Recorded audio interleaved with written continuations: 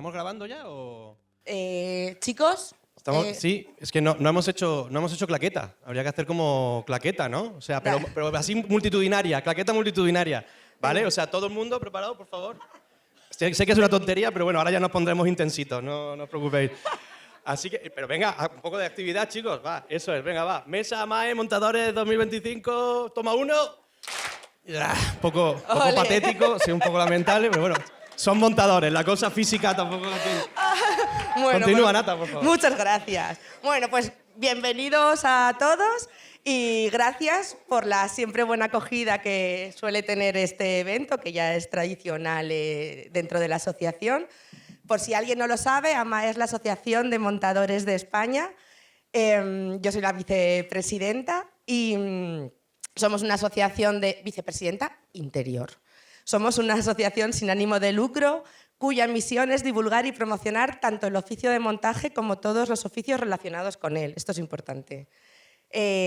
Bueno, lo dicho, soy la vicepresidenta interior, Natalia Martínez. Él es Antonio Frutos, montador, showman y miembro de AMAE. De showman no tenía que haberlo dicho, demasiada expectativa. Y no lo tengo ni apuntado, ¿eh? Y solo un par de cosas antes de empezar. Dentro del montaje, como antes comentaba, hay muchos oficios y dentro de los Goya muchas categorías en las que muchos de vosotros y muchos miembros de AMAE tienen piezas nominadas. Algunos que me he acordado hoy por la mañana mientras desayunaba. Carmen de Couto, Martina Seminara, Pablo Gómez Pan, Yamila, Clara Martínez de Malayelada, Sergio Jiménez, María Macías, que también anda por aquí. Bueno, sois muchos, seguramente se me olvide alguno, los que tenéis piezas dentro de las nominaciones a los Goya. Así que recordaros y animaros a ser insistentes promocionando vuestros proyectos, tanto en redes como en el chat de Telegram, ya sea como montadores, ayudantes, supervisores, etc. Dar por culo con vuestro trabajo, dar la vara. Lo siento, es verdad. Y luego otra cosa importante, anunciaros que gracias a la buena relación que AMAE está teniendo con Adobe, llevada a cabo por nuestro vicepresidente exterior, David Huergo, y Pablo Gómez Pan, miembro de la asociación, Adobe ha hecho obsequio a los nominados y a la asociación de una licencia anual gratuita. Así que muchas gracias a Adobe, somos una asociación importante. Podéis aplaudirme cuando queráis, ¿eh? O sea, no os cortéis. Y nada más, que gracias a mi junta, gracias a Antonio, que ha estado muy involucrado y lo ha puesto muy, muy fácil, gracias a los nominados, que también ha sido un gustazo y un placer y súper fácil organizar con ellos, gracias a Alberto, miembro y que trabaja en Embajadores, Iza Cine, Iza Embajadores también, gracias a los Cines Paz, a los chicos de vídeo y a todos. Y ya os dejo con Antonio. Bueno, pues nada, soy Antonio Frutos, me recordaréis por películas como Bajo Cero, 100 años de perdón o Pancho, el perro millonario. Bienvenidos, voy a ser un poco el moderador de esta mesa redonda, que no sé por qué le siguen llamando mesa redonda. Tenemos mesa redonda, pero no es exactamente ese el concepto. Pero es una actividad que llevamos haciendo en AMAE ya como 6 años, prácticamente desde que empezó la asociación. Apenas nos habíamos formado y ya hicimos esta primera actividad y a lo largo del tiempo se ha convertido en una de nuestras actividades más populares, a pesar de que en algunas de las ocasiones ni siquiera pudo ser presencial, porque pasó una cosa que se llamó COVID-19, de lo que ya prácticamente nadie se acuerda. Y bueno, no podíamos dejar de estar en esta cita tan importante para nuestra industria como son los premios Goya. No me voy a estirar más y vamos a presentar ya a los 5 nominados, los 5 participantes. El primero de ellos es una leyenda del mundo del montaje en España. Cuando yo empecé a hacer pelis hace como 20 años, él ya era un montador de referencia. De hecho, estuvo ayudando, opinando en las 2 primeras películas que yo monté, cuando todavía no había conseguido engañar a los productores para que se fiaran de mi criterio. Y recuerdo que el último día de montaje de Carne de Neón, yo así en plan por hacerme valer, así muy chulito, le dije: a ver, Nacho, a ver si puedo terminar una película algún día sin que vengas a opinar. Y de repente él se volvió así todo digno y me dijo: pues eso espero, Antonio, eso espero. Bueno, él ya ha ganado un premio Goya, tiene 10 nominaciones además y viene a hablarnos de una de las películas más importantes de este año, que es el 47. Nacho Ruiz Capilla, señoras y señores, fuerte aplauso.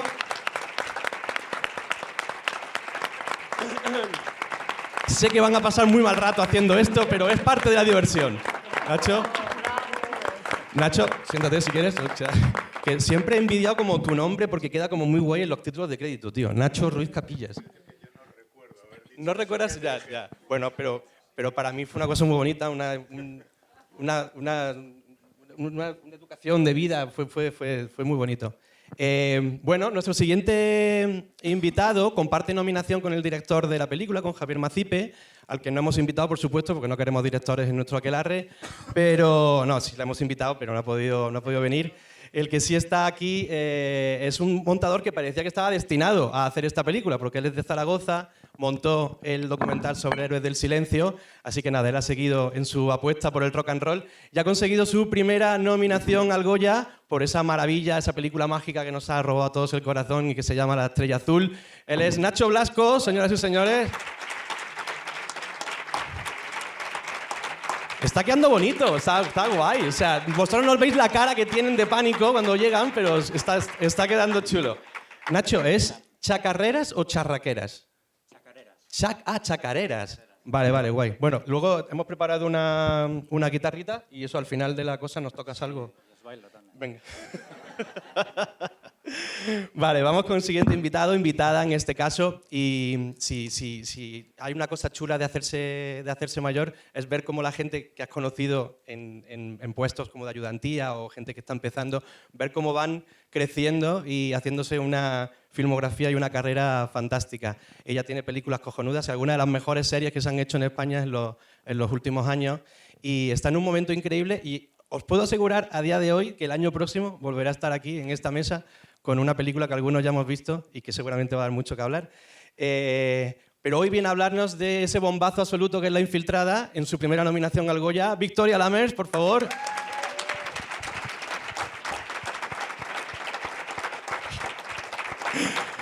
Que está súper contenta con esto. Victoria, o sea, ¿Vicky o Victoria? A ver, aquí Vicky. Vale, bueno, pues Vicky. Oye, ¿has pensado dónde vas a... Si ganas el Goya, ¿has pensado dónde vas a venderlo? Porque en esa casa ya no hay armario para tantos Goyas, ¿eh? Es como... Hacemos hueco. Bueno, vamos a seguir con el siguiente invitado, que es uno de los montadores, yo creo, como más queridos de la última década, o incluso ya dos, que el tiempo va pasando. Él es, aparte de montador, es director, es productor, es guionista y es educador y está formando a algunas de las nuevas generaciones de montadores en España gracias a su trabajo increíble en la ECAM. En la ECAM nos conocimos y nos hicimos amiguitos, a pesar de que nuestros arranques fueron bastante complicados. No nos llevamos especialmente bien en un principio. Yo era como un hijo de Spielberg y a él solo veía películas de países donde no hubiera agua corriente. Pero poco a poco fuimos acercando nuestras posturas. Aún así, a día de hoy se nos puede seguir escuchando peleando a gritos en los bares de Lavapiés. Esta es su séptima nominación a Mejor Montaje. Ya ganó un Goya como director Nobel y él viene a hablarnos de esa maravilla pequeñita, esa joyita que es Los Pequeños Amores. Y él es Fernando Franco, señoras y señores. Fernando, que por cierto, tiene otra nominación este año. Tiene otra nominación como productor del corto de animación El cambio de rueda de Bego Arostegui. ¿Y cuál sería el que te llama más ilusión ganar, el de montaje o el otro? El de animación. Muy bien. Ha quedado claro. Ya sabéis que los montadores tampoco tanta repercusión en las cosas. Bueno, y por último, no por eso menos importante, viene un montador al que conozco de toda la vida, exactamente desde que él tenía 2 horas de vida. Como os podéis imaginar, podría contar 1000 historias aquí hoy, pero baste decir que ha sido muy divertido crecer con él. Nos pasamos mi adolescencia y su infancia haciendo videoclips absurdos protagonizados por nosotros mismos que montábamos usando como una handicap de Sony que nos habían regalado nuestros padres enganchada a un VHS Panasonic que tenía hasta pre-roll, que para aquella época era como bastante complicado. No sé, yo le di su primer cigarrillo, cosa de la que me arrepiento porque no deja de fumar. También le di su primer preservativo, de lo que me arrepiento todavía más porque al paso que vamos no me va a hacer tío. ¿Y cómo va a agradecer él todo este amor fraternal a lo largo de los años? Pues ganando el Goya antes que yo, por supuesto. Es su primera nominación al Goya y viene a hablarnos de esa maravilla absoluta que es segundo premio. Desde Córdoba hasta el cielo, Javi Fruto.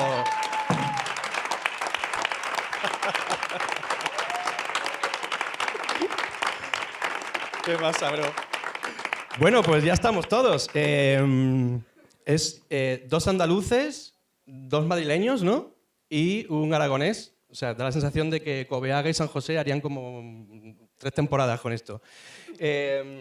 Antes de empezar, me gustaría preguntarle al público cuántos de vosotros habéis visto todas las películas de las que vamos a hablar hoy.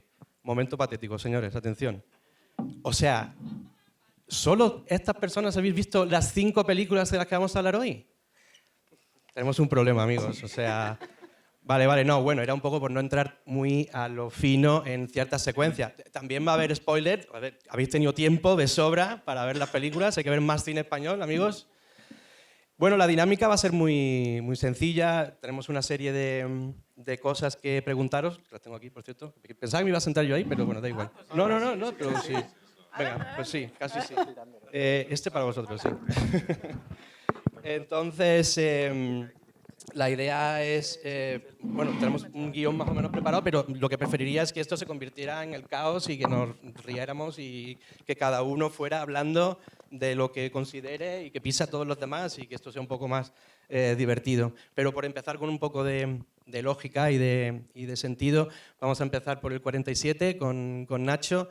Que es una película y un montaje que está como muy centrado en la recreación de una época y en el desarrollo del perfil de un personaje.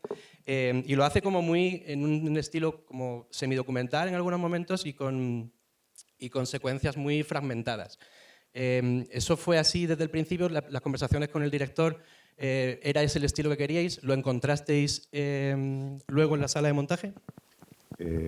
Joder, yo tengo muy mala memoria en general. O sea, no, sí que lo que sí que recuerdo es que el montaje un poco con Marcel, que ya ha hecho más cosas, en concreto fue un poco más peleado porque Marcel andaba buscando algo como muy especial, que entonces siempre se tomó el montaje como un proceso de en esta película voy a ser mucho más pesado, que lo sepas y tal. Tampoco es que fuera mucho más pesado, pero vamos, que sí que es verdad que llevó como una cierta búsqueda. Por ejemplo, las imágenes de archivo no siempre estuvieron, este tipo de cosas. Pero bueno, no sé, poco más que decir. Ya. Pensaba, o sea, me sorprende que me digas sobre las imágenes de archivo. Pensaba que eran parte de la idea desde el principio. Pues hay estaban como idea de principio, pero no siempre estuvieron no siempre estuvimos seguros de que estuvieran. Vale. Cuando hablo de esta cosa como medio semidocumental, hay como 2 o 3 secuencias en la película en las que hay como un trabajo como muy de cámara libre, ¿no? Como de que de repente... La reunión de vecinos. La reunión de vecinos, la primera secuencia cuando le tiran la casa. ¿Eso cómo estuvo? ¿Cuántas cámaras había ahí? ¿Cuánto material había? ¿Fue muy complejo? Lo de las cámaras, yo es que me olvido cuando termino una película, sí, como podréis comprender. O sea, no, Ya. El tirar la casa yo creo que es una secuencia más planificada.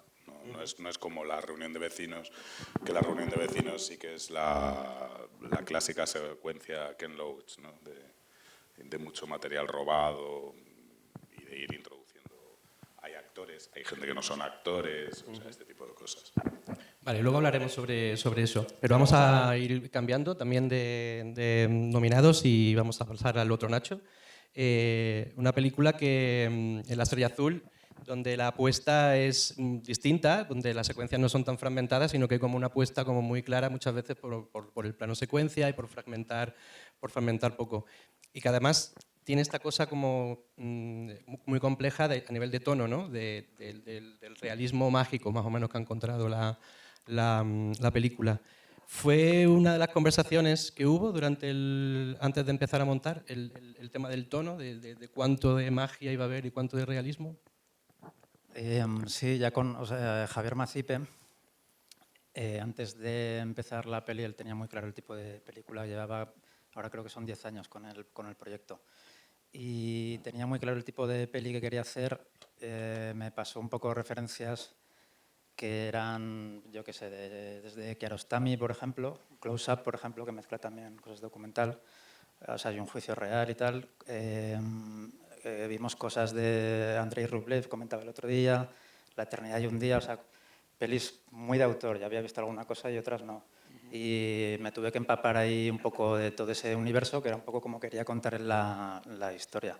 Entonces, o sea, él lo tenía muy claro y esa fue un poco la directriz, que era intentar jugar con planos largos, bien coreografiados, y que aguantasen bien en la medida de lo posible para tener que cortar solo cuando fuese necesario. Ya, es una apuesta como muy clara, ¿no? Pero vino así de rodaje, o sea, estoy pensando en secuencias, lo del, no engancha el escenario con el ascensor, todo eso, ¿está todo planificado así? ¿No se cubrió? ¿No había otra opción para montar todo eso? Había opciones, pero a ver, en la parte del patio del Indio había una barbaridad de material. Eso es lo que es un poco distinto de la peli, por ahí es por donde empecé a montar. Pero eso no es lo que más refleja el tipo de montaje de la película. Y luego Javi tenía una cosa que es inteligente y muy arriesgada, que es que no quería ir más cubierto de la cuenta.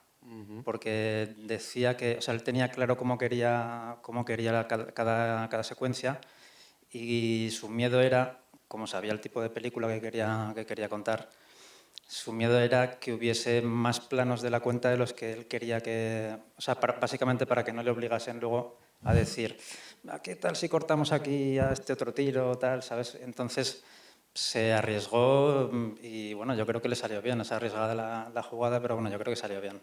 Es una apuesta arriesgadita, sí. Sí, sí. Pero bueno, está bien. Vale, vamos a pasar a Vicky con la película, digamos, más mainstream de las cinco, la más centrada en el género. No lo digo como algo malo, ya sabes que yo básicamente me dedico a eso también. Una película que da la sensación de que mucha gente habla de que la película es trepidante, pero que en el fondo tampoco tiene tantas secuencias de acción, que es una película que está como muy basada en la tensión, ¿no? Tanto en la tensión de lo que ocurre como en todo lo que le ocurre al personaje. Esto fue como una de las bases a la que os enfrentasteis, Arantxa y tú, para arrancar, para afrontar el montaje. Pues sí, a ver, realmente la película desde el guión y en el concepto era mucho más mainstream incluso, ¿no? Tenía muchas más secuencias de acción y se eliminaron la gran mayoría. Se eliminaron precisamente porque Arantxa tenía otra apuesta, quería hacer otro punto de vista, ¿no? Quería hacer un thriller más suyo y quería alejarse un poco de eso. De hecho, esa fue la gran apuesta para con producción convencerles de que la película podía ser otra cosa, ¿no?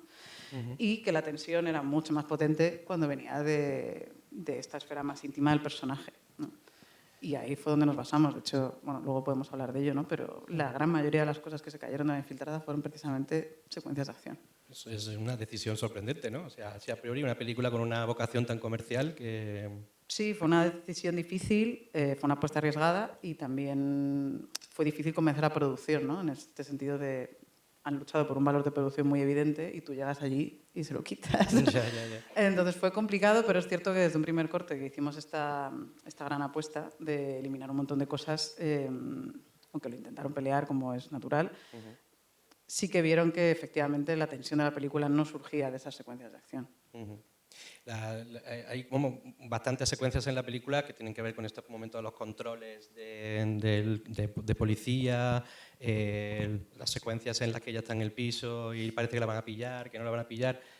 A la hora de estirar la tensión, a mí siempre me pasa que me cuesta muchas veces medir hasta cuándo podemos llegar ahí sin pasarnos y sin ponernos pesados y que la secuencia se extienda más de lo normal. ¿Cómo medisteis eso? ¿Cómo te enfrentas a esos momentos de hasta dónde puedo llegar estirando? Bueno, yo creo que nosotras lo que intentamos fue estirar la tensión, pero dentro de lo que nos parecían situaciones más cotidianas o más naturales. Nos parecía que la película ganaba cuando la tensión venía no tanto de un momento más peliculero o más de una película de género más mainstream, como decías tú, sino de momentos en los que pasaban cosas que para un espectador podían pasar de una manera muy natural y muy cotidiana, ¿no? Como cuando discuten porque la casa está sucia, ¿no? Nos parecía que eso tenía como mucha más fuerza y que probablemente el espectador iba a sentir más tensión porque iba a empatizar muchísimo más, porque era mucho más real. Bueno, pues funciona maravillosamente. Vamos a pasar ahora con Los Pequeños Amores, que es una película que está en otro universo completamente distinto y cuya planificación y cuyo ritmo de montaje está pensado como para incidir en esa pausa vital, ¿no?, en la que se encuentra el personaje de María Vázquez. ¿Fue un poco esta la idea, la conversación que tuviste con Celia antes de arrancar el montaje? Bueno, buenos días. En realidad es que yo, o sea, Celia es amiga, había montado su película anterior, Viaje al cuarto de una madre, y a mí me gusta involucrarme un poco desde el principio en el proceso.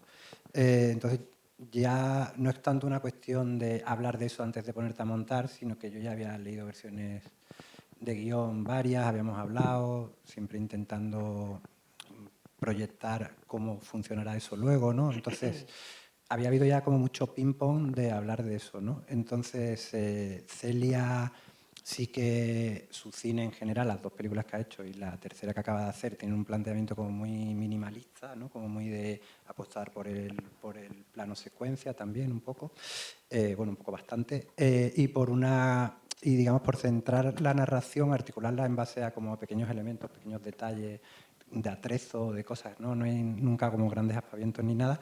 Entonces, eso estuvo claro desde el principio y digamos que así fuimos armando la peli, ¿no? Luego ya el trabajo, ya luego entraremos, supongo, en cuestiones como un poco más amplias, pero tiene más que ver con cuestiones estructurales, de como de ajustes de ritmo y de cosas, ¿no? Pero digamos que es un planteamiento muy diáfano de base, tampoco se cubre Celia, en el sentido de que ya va con una apuesta clara y eso es lo que hay. Hay una frase que yo repito en clase de Werner Herzog que dice que la cobertura en cine solo en las pólizas de seguro, y yo estoy bastante de acuerdo, porque creo que cuando no te cubres, cuando apuestas por algo, es donde realmente está la mirada, ¿no?, de quien dirige y tal. Entonces, bueno. Es que, claro, es un cine muy distinto, ¿no?, donde la clave está en los pequeños detalles, ¿no?, en detalles que ni siquiera están como marcados por el trabajo de montaje ni por el trabajo de planificación.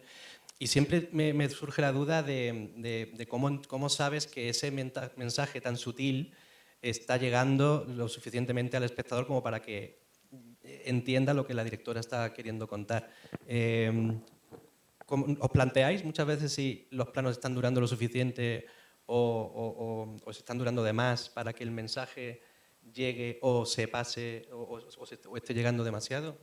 Sí, claro, todo el tiempo. O sea, digamos que yo creo que en una película como esta, justamente el trabajo tiene que ver con medir la tensión entre lo que se sostiene, ¿no? Porque son como cosas a veces, pues tienes planos que el plano no te da su medida. Es decir, no hay una acción concreta, es alguien que está mirando por una ventana. Entonces, y tienes una toma que dura 4 minutos. Entonces, el margen de maniobra puedes tener de 4 minutos hasta 20 segundos, ¿no? Y el plano no te está diciendo nada. Entonces, claro, todo el rato intentamos como ajustar, también hay muchos cambios de estructura, cosas que funcionan una medida en un sitio y luego se mueven a otro y tienes que cambiar, o sea, tocar, ver si esa medida que tenía sigue siendo la suya o igual no. Sí, lo tenemos todo el rato presente, partiendo de la base que, bueno, va a haber gente que va a entrar más y gente que va a entrar menos. Hay gente que igual la película le parece más aburrida o más densa y gente que entra... Nosotros, digamos, montamos pensando en los que van a entrar más en el tipo de ritmo que tiene la peli. Perfecto.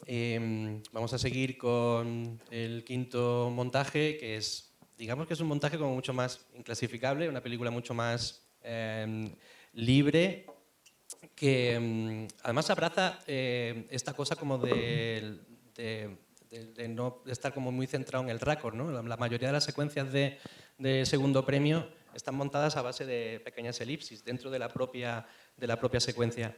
¿Esto fue algo que hablasteis, Isaac y tú, antes o surgió luego? Bueno, tampoco tuvimos mucho tiempo de hablar. Ya. A mí me da cosa porque la pobre Vicky se ha comido esta chapa 3 veces ya que llevamos de charla y ya se conoce la historia mejor que yo.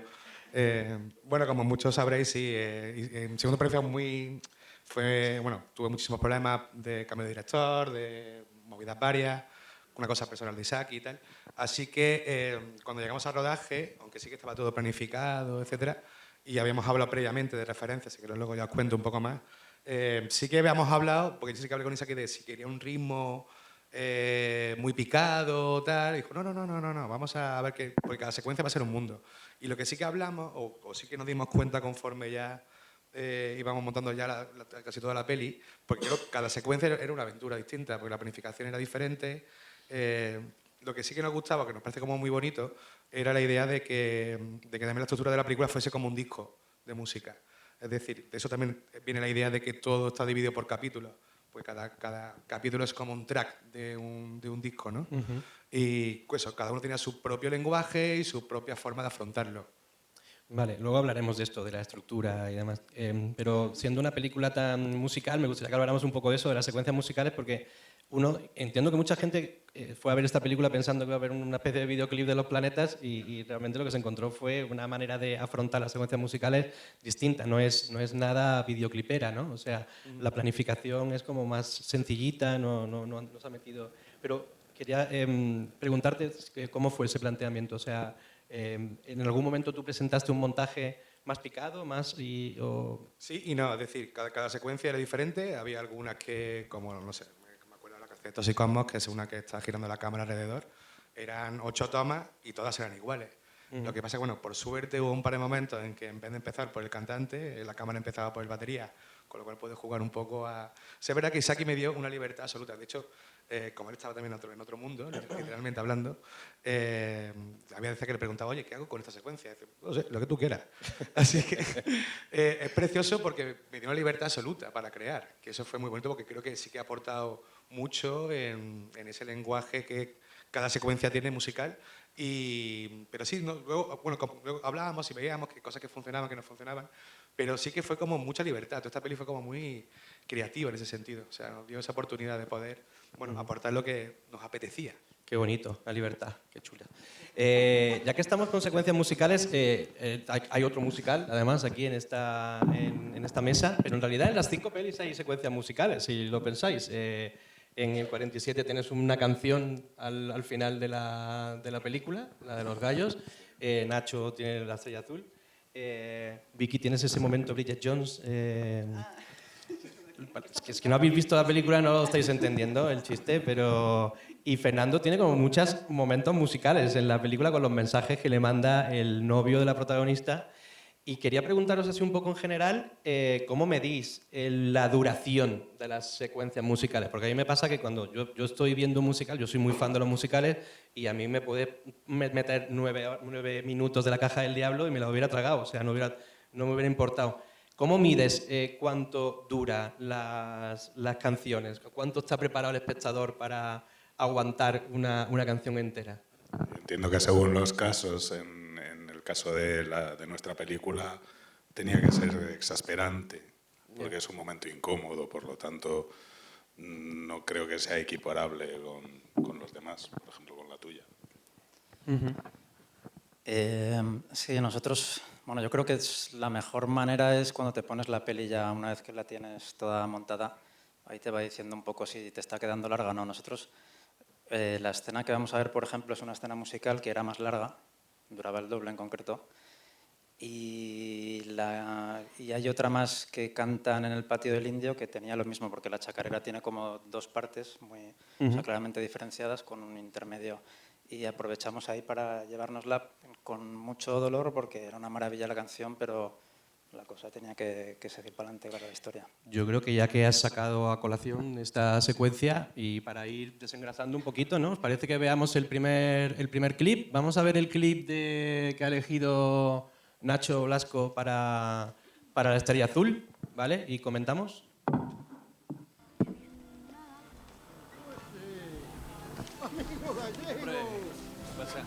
¿Qué tal? ¿No es que va lo de Chupanqui? Sí, pero perdí el bus. ¿Anda solo? Sí. Perdón, ¿dónde un cigarrillo por ahí? No tengo, pero toma, coca para bajar. pero perdí el bus. ¿Anda solo? Sí. No quiero. ¿Dónde una pastilla que tomo. No hay mejor medicina que esta. De Cerro Colorado, ¿a dónde te diriges? Pues no lo sé, pero yo creo que voy a ir a Chile, seguramente. Me gusta mucho Violeta Parra y Víctor Jara. ¿Te queda corta la Argentina? Buenas noches. Vamos a cantar chacareras de mi padre, Carlos Carvajal, el padre de la chacarera. Siempre vengo con él, este año me ha venido en Santiago. Vamos a cantar chacareras de mi padre, increíblemente el padre de la chacarera, convocado al escenario mayor. Este año me ha venido, sin embargo, todos sus chacareras llegan a los escenarios. Increíblemente nunca estuvo convocado al escenario mayor. Chacarera santiagueña, entonces, ¿hay santiagueños por acá? La fiesta está asegurada.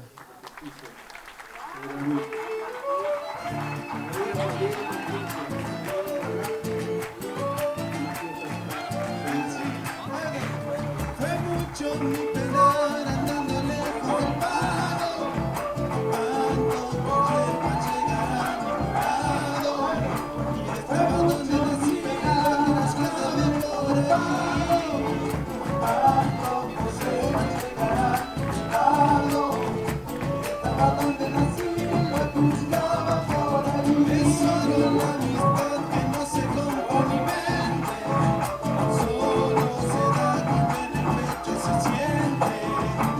Es solo saber cuando te sirven a nivel, solo se da cuando en el pecho se siente. Es lo que se no sabe cuando te sirve nada más. Así es como se dan en la amistad mis paisanos, si hermanos son un cachimate cebado.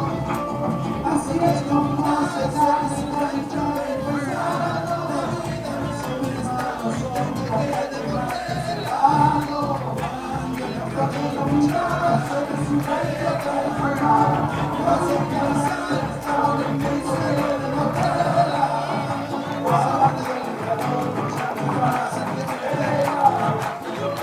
a pensar ahora en mi cielo de cantar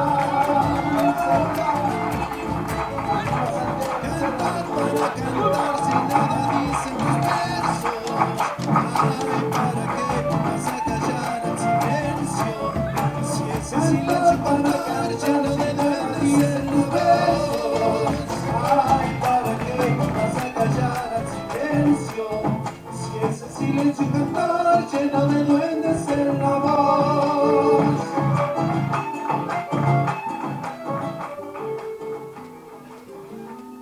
Solo algunos serán capaces de oír la voz de los dioses que transitan por la sangre de nuestra América, deslumbrante y misteriosa. Solo algunos serán capaces de oír la voz de los dioses que transitan por la sangre de nuestra América, deslumbrante y misteriosa. ¿Has quitado el micro? Qué película tan especial, ¿no? Que tiene una cosa... Claro, en esto la música... Perdón, se nos han caído la publicidad... igual, no se ve. Tiene esta cosa, ¿no? La música como que te transporta también a otro sitio, ¿no? Un mundo y un universo que nos ha descubierto la película y que te quedas como fascinado, ¿no? con ella. ¿Por qué esta secuencia, Nacho? Sí, me imagino que habrá gente ahora diciendo que le retiren la nominación. Hay 4 cortes. Hay 4 cortes ahí. A ver, estuvimos planteándonos, de hecho lo comentamos contigo, si elegir una parte de las del Patio del Indio, que allá había muchísimo más material, hay más montaje, dentro de que se fue reduciendo en muchas versiones, al final a contar el Patio del Indio en pocos planos también. O sea, lo fuimos simplificando mucho.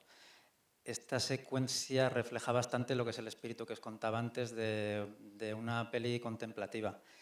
Aquí quizás lo más habitual en una secuencia así habría sido pues, meter 3 cámaras y empezar a robar planos. Entonces Javi optó por hacer ese plano tan sencillo, es un plano secuencia, pero sin tampoco pretender ser ninguna virguería técnica. O sea, es una panorámica incluso hecha con un trípode, que no era el mejor trípode, con todo el cuidado del mundo que se pudo, pero... Y lo complicado es coreografiar todo eso y asegurarte de que todo eso funciona. Lo que son los planos cortos, teníamos planos cortos, nos los guardamos para la segunda parte. Se quiso hacer toda esa panorámica hasta que llegamos a Mauricio, y ese momento que ves en la cara de Mauricio es el momento en el que a él le cambia el viaje. Él llevaba una idea, él viajaba a Argentina para conocer el mundo de Atahualpa Yupanqui y tal, y de repente se encuentra con eso en el Festival de Cosquín. y el viaje tira hacia otro lado. Y ese plano corto que teníamos nos lo guardamos para ese momento en el que ves en su cara que de repente está diciendo ¿qué coño es esto? ¿Que algo que me está pasando? Que me está emocionando esto mucho y ya cortamos al plano de Demi. Se trata un poco, o sea, la filosofía, un poco lo que quería Javi es dejar mirar al espectador, ¿no? Porque al final es un plano que es un recorrido muy lentito en el que tú puedes mirar un montón de cosas que más o menos llevan su tempo. El otro día contaba que él me ofreció ir para Argentina y yo en realidad no estuve montando mientras yo estaba haciendo la labor de edit. Y no estaba hicimos alguna prueba con alguna cosa cuando había alguna duda, pero yo no estaba montando cada día. Lo que estaba era al lado de él en el combo y a veces me retiraba con una tablet cuando había mucho jaleo porque tenía que estar muy centrado, porque cuando había este tipo de escenas él llevaba la cámara muchas veces y entonces, claro, con todo el jaleo que hay llevando la cámara además se te pierden cosas y tal. Entonces él acababa de rodar, me miraba, y la gente me miraba y yo estaba ahí como... Y decía, yo creo que lo tenemos, vamos a chequear y tal, porque digamos que estábamos un poco chequeando el timing del montaje ahí en el sitio para ver si teníamos que buscar otra solución o no. Y o sea, al final, por resumir, es como que el montaje normalmente somete al espectador a una serie de estímulos sensoriales o lo que sea, que para atrapar su atención, ¿no? Es tramposo, porque intenta ir dando los elementos en el momento concreto para que ese espectador se quede atrapado y atraparle y llevarle hacia tu historia. Aquí el planteamiento es un poco distinto. Es como, hay una escena que dice Carlos Carabajal, hablando del proceso creativo y de cómo compone él, pues le pregunta a Mauricio sobre cómo haces para componer las canciones. Y le dice que es como con las mujeres. Dice que el verdadero conquistador no es el que insiste, sino el que un poco espera, se relaja y espera que ellas se acerquen. Dice que con las canciones pasa algo parecido.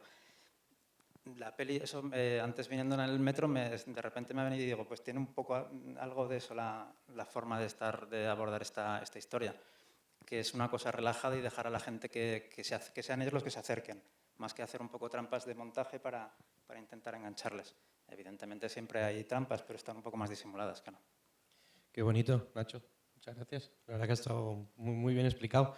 Yo estaba viendo el plano largo y estaba entendiendo esto que comentabas, ¿no? De que en una película más mainstream habrían recurrido al plano de él para que el espectador se sintiera más identificado con el personaje y que fuera más sencillo intentar entender lo que él está sintiendo en ese momento. Pero a mí me funciona igual de bien.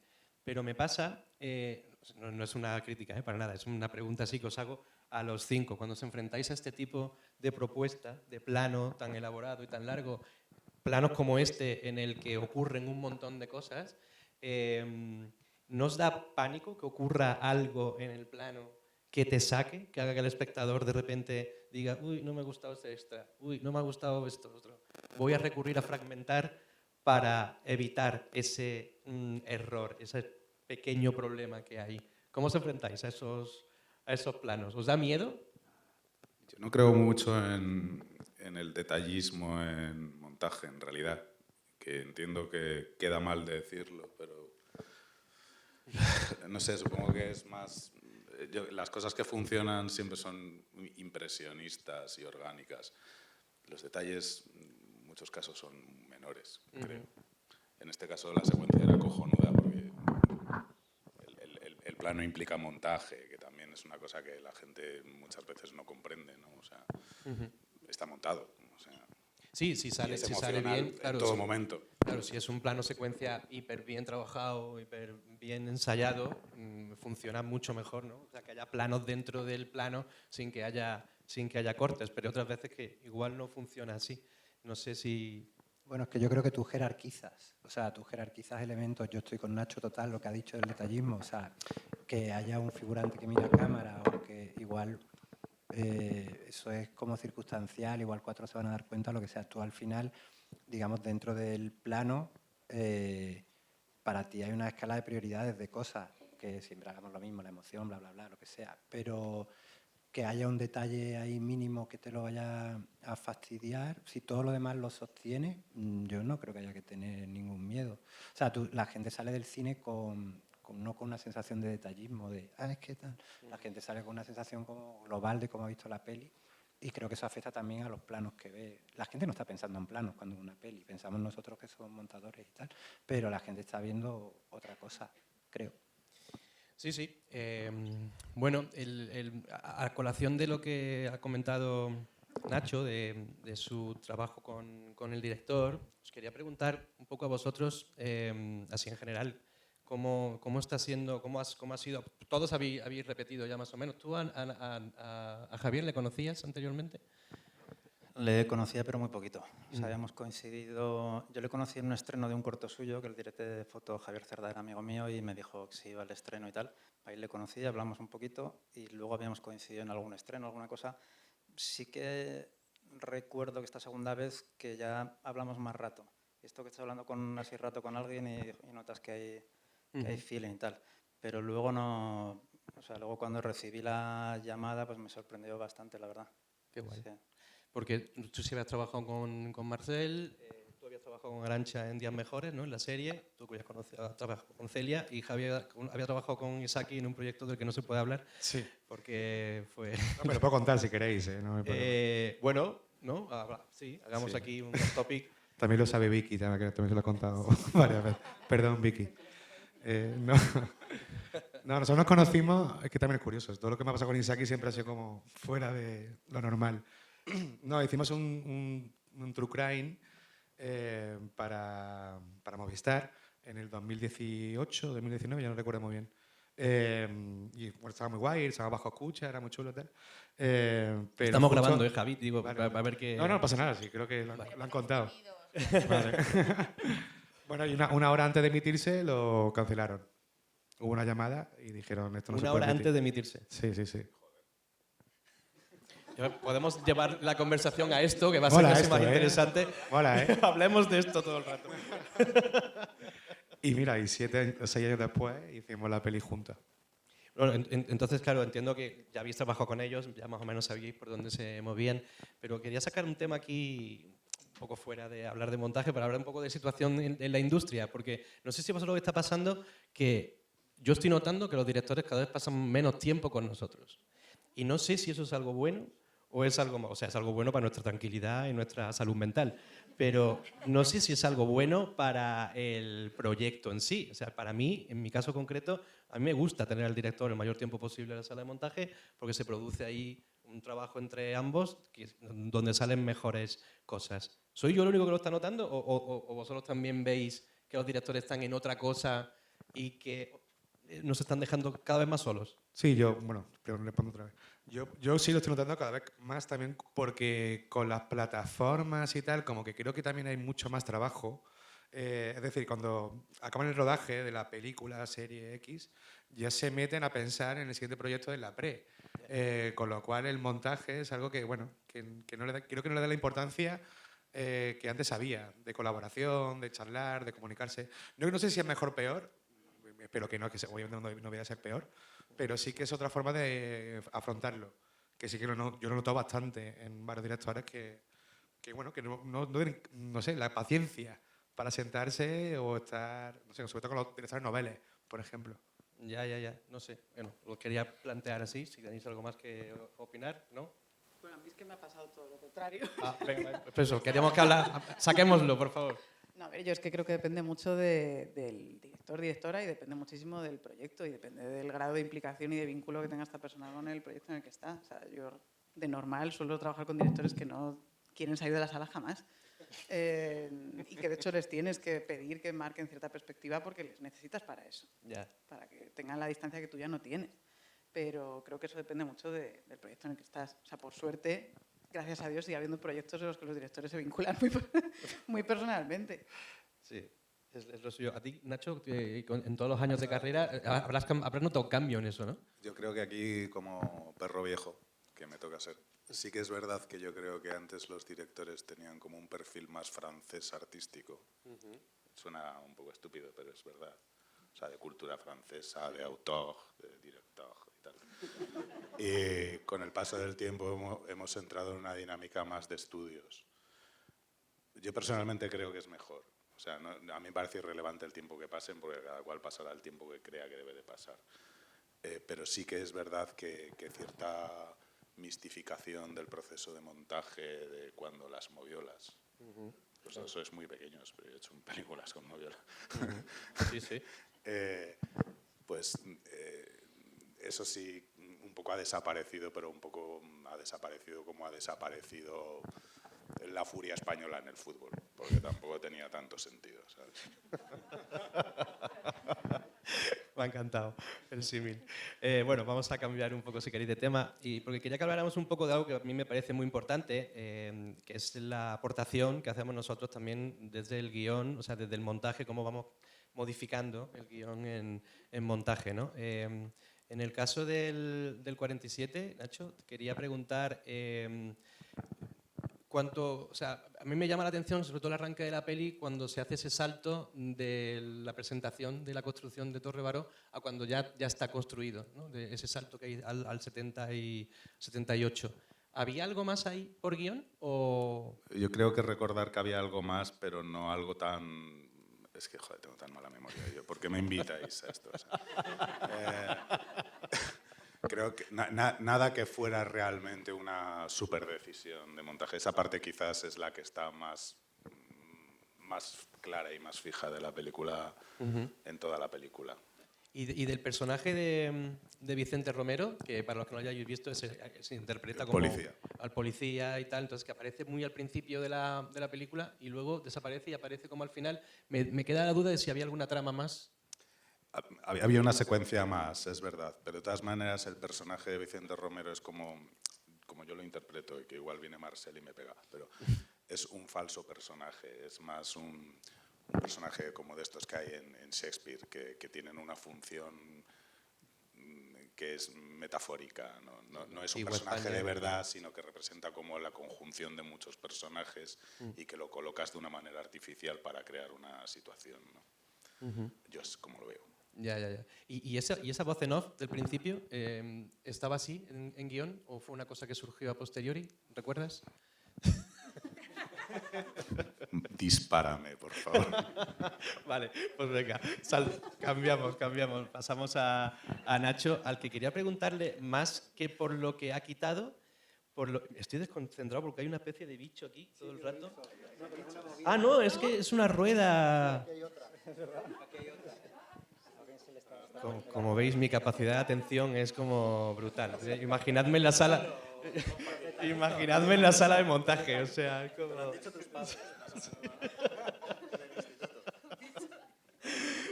Te quería preguntar, Nacho, por las cosas que se han quedado más que por las cosas porque hay decisiones como muy sorprendentes a priori. Tú como espectador estás viendo La Estrella Azul y de repente hay como cosas que tienen mucho que ver con el metalenguaje y decisiones como sorprendentes a priori, como ese momento en que la niña mira a cámara y enseña el dibujo, la aparición del cantante Atahualpa.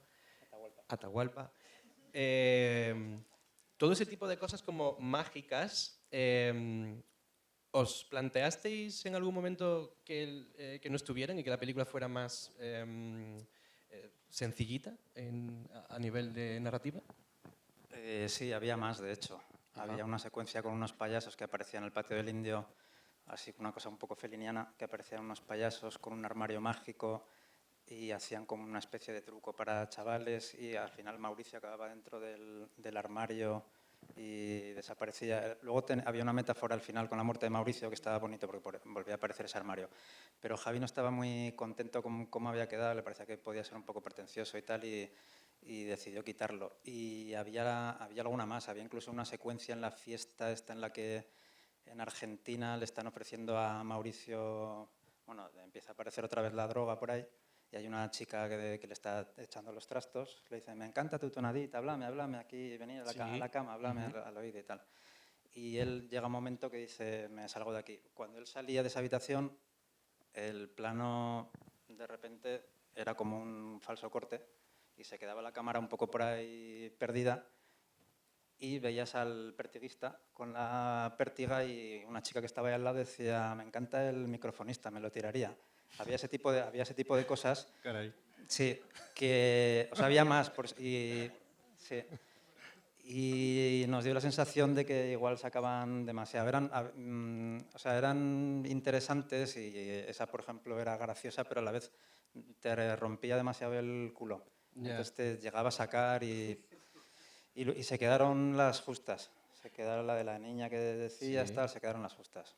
Sí, hay una especialmente sorprendente que yo recuerdo estar viendo en el cine y digo, esto no lo he visto nunca en las millones de películas que he visto, y es el momento en el que él le dice al funcionario del ayuntamiento, me voy a morir en las próximas 3 secuencias. ¿Llegasteis a pensar que eso podía sacar demasiado? ¿O ¿Fue un drama esa secuencia? Fue un drama porque nos intentaron hacer que la quitásemos del montaje. Ya, me imaginaba que Ese por eso fue el iba la drama. pregunta, iba por A ahí. ver, yo esa secuencia, en el rodaje de Zaragoza yo casi no pude estar. Estuve en las partes así un poco que había más lío en los conciertos, esos conciertos que se ven con mucha gente y tal, y luego porque yo tenía que empezar a montar la peli. Entonces sí que cuando estás en la sala de montaje y te van llegando cosas, sí que hay, vosotros lo viviréis constantemente, que hay momentos en los que estás viendo el plano y dices, hostias, esto no me lo esperaba, eso no estaba en guión. Y es una cosa que no sé si le ocurrió a Javi la noche de antes, algo así. Ah, sí, hostia. Igual tenía algo pensado, no tenía muy claro, entonces yo me lo encontré de sopetón. Y de repente sí que dije, joder, que me pareció todo un acierto. Ujú. Y creo que funciona bastante bien en la peli. Yo por lo menos luego cuando lo vimos ya en el recorrido viendo el montaje, me pareció que funcionaba bien. Yo no sé si... No sé, igual me meto un poco donde no, pero no sé si a lo mejor desde producción no entendíamos muy bien, porque hay un montón de gente que nos ha dicho que le encantaba esa parte. Si pudieron llegar a verse identificados en algún momento con el funcionario del ayuntamiento que está intentando... Como que había una metáfora ahí de... Sí, no sé si venía por ahí, yo no sé muy bien. Tuvimos un poco de problemas con esa parte de la Vuelta a España, que en realidad no arranca ya el tercer acto, pero bueno, porque de repente la peli se para más, vienes de toda la parte de Argentina, que es todo como divertido y pasan un montón de cosas y tal, y se empieza a volver la peli más oscura. Ujú. Y el tempo también te va pisonando un poco. Entonces nos propusieron quitar algunas de esas secuencias y bueno, esa era una de ellas. Otra, la de la zapatería, también daría para hablar, que habría sido un error quitarla. Ya, pero es curioso, ¿no? Porque como ese tipo de decisión tan arriesgada es la que ha convertido a la película, yo creo, que en algo original y que creo que ha funcionado gracias precisamente a que se han quedado ese tipo de cosas, ¿no? Sí, luego, por ejemplo, también al final, cuando la muerte de Mauricio, ese momento en el que de repente está la cámara ahí en un trípode y de repente se levanta y empieza a enseñar toda la parte de atrás del decorado y tal. O sea, yo creo que funciona muy bien. Se quedaron yo creo que los momentos justos. Yo que sé, igual lo de la niña de repente, sí que, pero es tan breve, sí que puede haber gente que a lo mejor le saque un poco ese momento, tal. Pero bueno, yo creo que ahí Javi estuvo hábil diciendo, me he pasado de... O sea, bueno, al final para eso está el montaje, ¿no? Para desechar cosas que no funcionan. En el caso de La Infiltrada, Vicky, claro, la película tiene también como una especie de complejidad, sobre todo en el arranque, ¿no? Que es como ese momento de flashback en el que entendemos cómo el personaje le han captado, ¿no? para infiltrarse, y todo lo que ocurre a continuación, ¿no? Esa especie de paso de tiempo elíptico, pero que creo que funciona súper bien, hasta que volvemos al momento actual. En todo ese bloque, o sea, el flashback entraba así en guión y en todo ese bloque había algo más que se ha quedado fuera. Sí, eso no estaba escrito así. De hecho, la primera, yo diría media, 40 minutos de la película eran todo el previo de Arantxa hasta que la captan. Pero, 40 minutos. Sí, eran casi 40 minutos. Pero o sea, sobre todo había como había mucha importancia en el contexto del País Vasco, otros atentados, otros momentos como históricamente muy importantes. Y estaban un poco sobre el guión para explicar que Arantxa había estado viviendo todos esos momentos allí, ¿no? Pues el asesinato de Miguel Ángel Blanco, las manifestaciones, muchísimas cosas. Había mucho más en torno de los amigos, de las amistades que había hecho, la gente que había conocido, las relaciones que había mantenido. Pero era muy largo, era demasiado largo. Y realmente no aportaba al personaje lo que queríamos que le aportase. Entonces es cierto que esas fueron de las primeras cosas que se cayeron. La película no terminaba de arrancar y no había como cierta parte que no nos interesaba para más que lo que ella había tenido que abandonar. Su relación previa y de dónde estaba ella en ese momento. Su familia y la pareja que tenía, y ya está. El resto de las cosas, incluso las relaciones personales que había hecho durante ese tiempo que había estado infiltrada, pero que no estaba pasando nada, porque este personaje estuvo ahí durante 8 años, hasta que empezaron a suceder cosas, no eran tan relevantes. Y de hecho, a lo largo de la película sucedían más cosas que también se acabaron suprimiendo porque ya no tenían concordancia, ya no tenían coherencia. Entonces, ¿en cuánto duró el primer pegado? 3 horas. 3 horas teníamos y ha acabado durando 106. 118. Ah, bueno, 110. Bueno, José, 1 horita y pico, ¿eh? De producción. Bueno, esto es valentía, amigos. Hay que hacer las cosas así. Personaje, personaje, personaje. Y todo lo demás parece que sobraba, ¿no? En el caso de Los Pequeños Amores sí que da la sensación de que es un guión como muy fiel, ¿no? O sea, como de que el guión estaba como prácticamente igual que se ha quedado en montaje. Ahora me dirás que no, seguro. Pero hay una cosa que quería preguntarte. Ocurre algo en la peli, que son esas llamadas, esos mensajes que manda el novio de la protagonista y que están como esparcidos a lo largo de la película. Y tenía la duda de si eso ya estaba así en guión o fue una cosa que trabajasteis en montaje. Bueno, o sea, realmente no, o sea, el montaje de la peli no es 100% fiel al guión. Como en casi todas las pelis, yo creo que esto coincide un poco con lo que contaba Vicky, los problemas suelen concentrarse bastante en los arranques y en los finales también. Entonces, todo el arranque de la peli difiere del guión original, está bastante más cortado, el final también. Hay unos personajes que nos cargamos enteros, que también hay un momento en el que Adriana Ozores habla por teléfono con alguien y esos eran unos personajes que tenían más recorrido y que volaron. Entonces, bueno, sí que hay como un trabajo de reestructuración de elementos que en este caso tienen que ver algunos de ellos con lo que dices de este personaje invisible. Para quien no haya visto la peli, ella tiene un noviete con el que se mandan WhatsApps. Nunca vemos a esa persona y nunca la escuchamos tampoco, nunca la oímos porque se mandan canciones. Entonces ella le habla a él, pero él no le devuelve audios de él hablando. Entonces es un personaje que no tiene ni cara, ni voz, ni nada, ¿no?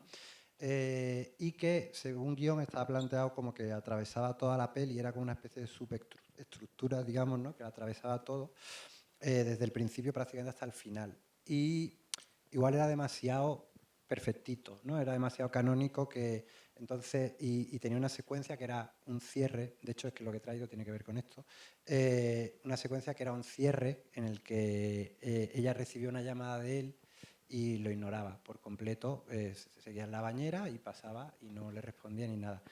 Entonces nos pareció que darle un cierre tan claro igual no era lo suyo, sino que era mejor ir haciendo como una especie de transferencia entre el personaje de él y el personaje del chico. El personaje de este noviete cada vez aparece menos y el otro va apareciendo más y de alguna manera es como si hiciesen un dissolve entre ellos, pero que no tuviese un cierre claro y que no fuese tan, digamos, aritmético todo, que estuviese justo en el último tercio. Entonces decidimos como adelantar eso. Hay como una serie de movimientos pequeñitos, es como todo en la película, ¿no? Pero para de alguna manera equilibrar, más bien para desequilibrar con este personaje, para que no fuese todo cartesiano, digamos.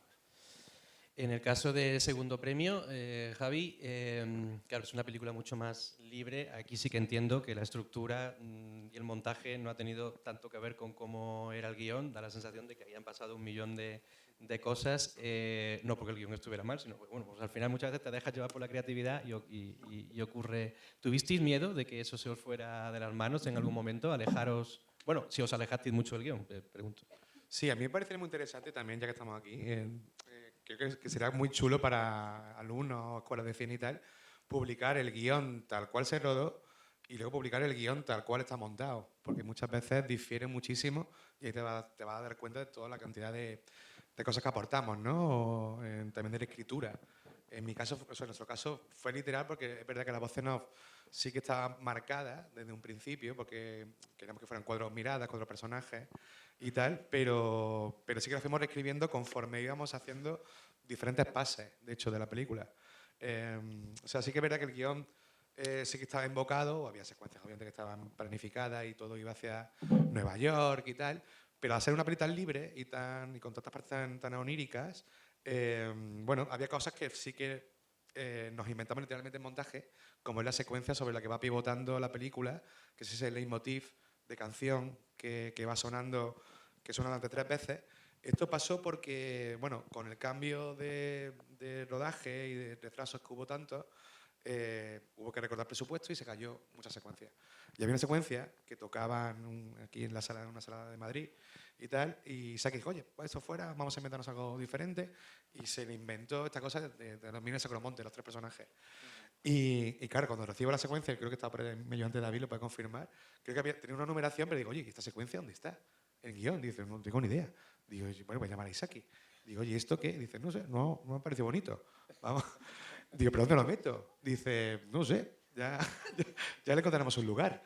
Pero me refiero no como algo malo, sino que creo que, bueno, en su momento el equipo de rodaje, todo tal, encontraron que era algo, bueno, que les apetecía rodar, que parecía como bonito, y que luego con montaje podamos encontrar el lugar y el camino, ¿no? Y que creo que luego, justo esa secuencia es muy importante, donde volvemos y tal 3 veces, que más o menos como en cada acto, y es como la voz, cada uno es la voz de uno de los personajes.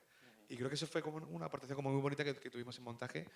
Y sí, fue muy libre, cambiamos muchísimo, por supuesto. También lo que dice Fernando, ¿no? Los arranques, en el caso del segundo premio, fue lo más complicado, porque hasta que llegamos al planta baja, que ya es minuto 20 y tal, que ya se establece toda la voz en off y tal, sí que hubo muchísimo cambio de estructuras ahí, de cosas que eliminamos, etcétera.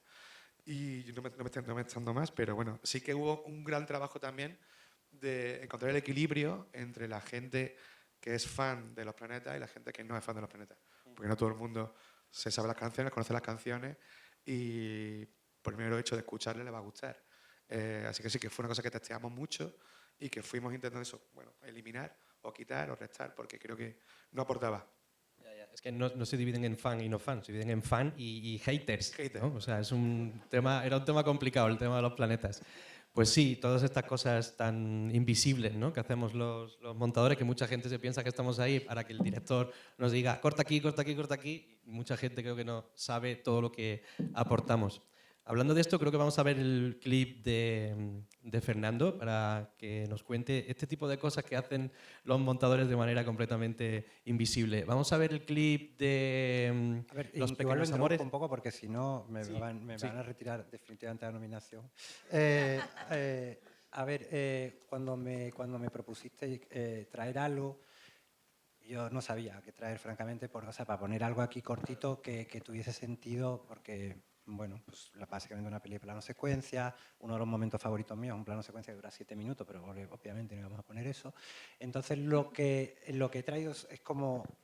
He traído una cosa que son dos planos de la peli tal cual están, y luego he traído un poco del proceso de cómo eso llega a estar así en la peli, que tiene que ver un poco con esto que hablaba de haber movido piezas, etcétera. Entonces la idea es ver esos 2 planos que aparentemente no tienen nada, o sea, que son anodinos y que... O sea, no, también de interpretación y todo eso, pero me refiero que a priori no tienen como nada llamativo, y luego ver como las tomas originales las que eran, y luego, bueno, yo os explico un poco sobre la marcha. Vale, venga, pues vamos.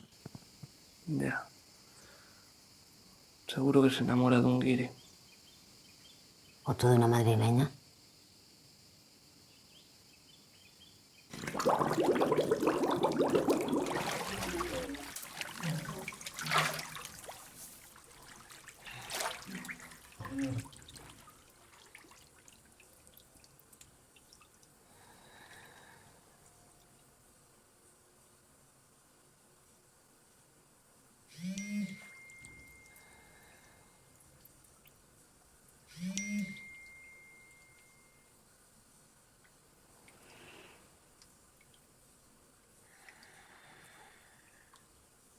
It's so easy when you know what you're doing. It's so easy when you know how.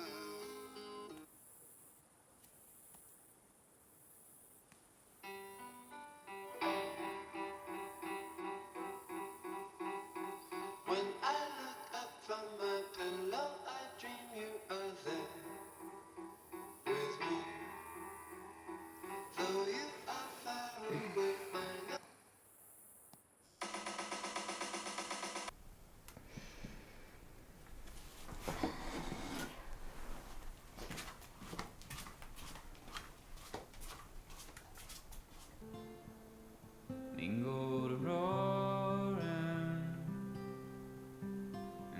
a church in a valley echoed praises so red.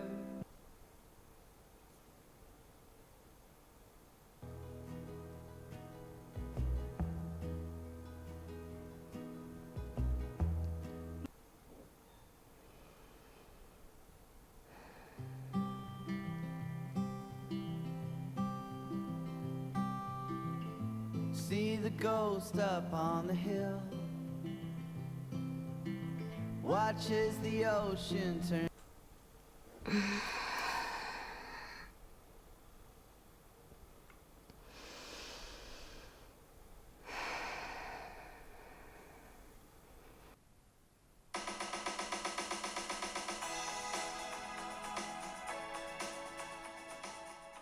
Lo que hemos visto al principio es la peli montada, que es el plano de ella en la bañera, lo que me interesa, y el plano de ella en la cama, que habéis visto que escucha dos canciones, la última de ellas una canción de los Kings, y luego tiene como esta cosa de como que él le duele un poco y luego corta a la secuencia del váter. Entonces, luego lo que hemos visto, que por eso había puesto los códigos y los clips, o sea, la información en pantalla, veis que eso era secuencia 56-57. En realidad, esas dos que hemos visto, que son ella en la cama y ella en el váter. Esas dos secuencias no eran la despedida del personaje del tipo, sino que la despedida del tipo era la de la bañera, que la vamos a ver ahora, y que veis que estaban ubicadas en diferentes sitios. Entonces, no sé si me estoy explicando, porque con carácter retroactivo es un poco raro. Ahora vamos al cachito 2 y ahí veréis que digamos que la secuencia de la bañera era una isla y era la que os decía antes, que contaba que ella decidía ya ignorar al tipo y era como un cierre claro el personaje, esta secuencia. ¿Foto de una madrileña?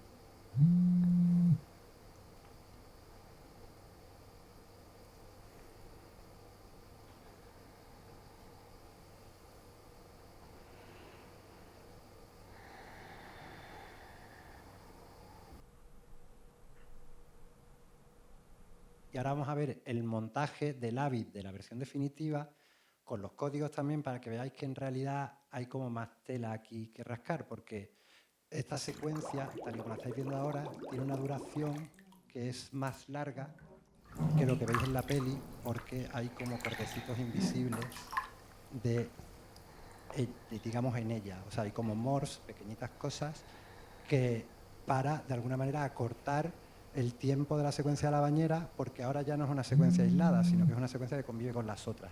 Idem con la de la música que pone, porque de algún modo ponía 3 canciones, entonces ahora estamos haciendo como un paquete más grande, entonces necesitamos más corta la secuencia de la bañera, más corta la secuencia de la música, pero tenemos que tener de final la reacción de ella que hace esta cosa antes de cortar el baño, porque está con la regla. Entonces hay como también pequeñitos morphs y cosas enganchando la primera parte de la primera canción que ponía con la última, porque hemos metido la canción de los Kings. Los que tenga más ojo, que si mira los códigos de tiempo, pues verá que empiezan a saltar, porque hay como pequeñitas cosas invisibles, que era la idea de traer esto.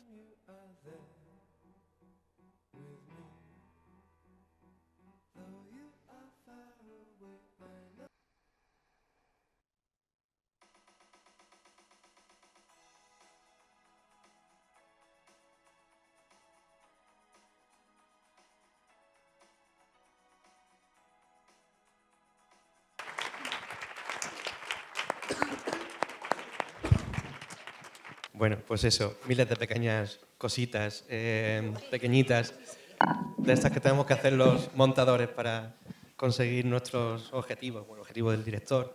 Pero sobre todo en esta película donde más trabajo hay es en el tema de la interpretación, que es un poco, quería hablar así como muy rápidamente, en general, cuánto tiempo le dedicáis a la cosa de la interpretación. Todos tenéis grandísimos actores en vuestras películas. Hay monstruos como Eduard Fernández, como Adrián Ozores, como Carolina, como Luis Tosar. A mí me pasa cuando trabajo con estos genios absolutos de la interpretación que lo que me cuesta es no estar todo el rato sobre ellos. No sé si a vosotros os pasa que de repente es como de que, oye, que hay otros personajes y hay otros actores. O sea, pero en el caso de Eduard, que es como una especie de... Todos los que hemos montado algo de Eduard, nos cuesta como mucho no estar todo el rato en él. Porque... Pero en realidad, cuando los actores son así como muy definidos y fijan una interpretación y es muy... construyen un personaje que no lo hacen todos, ¿no? Hay actores que vienen con una construcción de personaje, se supone que debiera de ser así todo el rato, no siempre es así. Hay que tener mucha experiencia para eso, mucha intuición. Yo creo que como lo llenan todo, realmente es un poco, sin exagerar, irrelevante estar o no estar. Y eso es verdad, ¿no? En el caso por ejemplo, de la Estrella Azul, todo este cuidado con la interpretación es todavía más complejo porque hay muchísimos actores no profesionales y además con un estilo de montaje que no puedes utilizar la fragmentación para salvar a los actores. ¿Os preocupó mucho que los actores no estuvieran, o sea, que ese encuentro entre la interpretación, digamos, normal de Pepe Llorente y la no profesional no funcionara o lo visteis claro desde el principio? Era de lo más arriesgado que había. De hecho, ahora me estaba acordando, según preguntabas, la escena de la cena, cuando él llega a casa de Carlos Carabajal, que es una escena coral, y Pepe es el único actor que hay ahí. Yeah. Hicimos unos ensayos, pues igual 10 días antes o algo así, y estaba la cosa como muy acartonada. Y hicimos un ensayo con cámaras para que se fuesen acostumbrando. Ahí íbamos un equipo reducido de gente, porque Javi ya sospechaba que a lo mejor iba a ser complicado, entonces en vez de ir todo el equipo, no sé qué estaríamos de equipo, 8 personas o algo así. Y sí que vino muy bien, o sea, se notó una transición brutal de ese primer ensayo con cámaras que hicimos ese día al día que fuimos a rodarlo ya. En parte, luego hubo algún ensayo más con ellos, pero yo creo que porque Javi consiguió crear un ambiente, que lo ha conseguido también haciendo una especie de, aparte de un casting muy exhaustivo de cara a encontrar a Pepe, por ejemplo, a Pepe Llorente, también con el equipo reducido de gente con el que se ha rodeado. A mí, por ejemplo, yo fui consciente de que estaba siendo sometida a un casting.